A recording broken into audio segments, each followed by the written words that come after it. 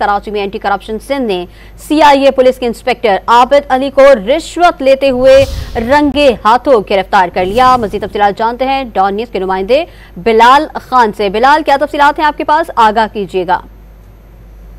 जी बिल्कुल, देखिए anti corruption समिति की जानिब से कार्रवाई की गई है। CIA पुलिस का इंस्पेक्टर गिरफ्तार कर लिया गया है।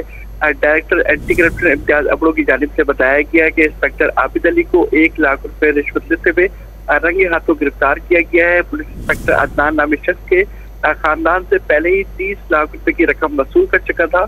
अदनान नामी शख्स दुबई से कराची 25 मार्च को पहुंचा था और उसने यूरोप जाना था। 7 अप्रैल की रात सदर में कायम निजी होटल से अदनान को अगवा किया गया। अदनान के खानदान से इंस्पेक्टर अली पैसों का मुतालबा करता रहा। मतलूबा रकम न मिलने पर अदनान को 19 अप्रैल को हैप्पी रिवर रोड से गिरफ्तारी डालकर रिमांड हासिल किया गया। अदनान के अहले खाना से 30 लाख रुपए वसूल करने के बाद 8 लाख रुपए का मजीद मुतालबा किया गया था।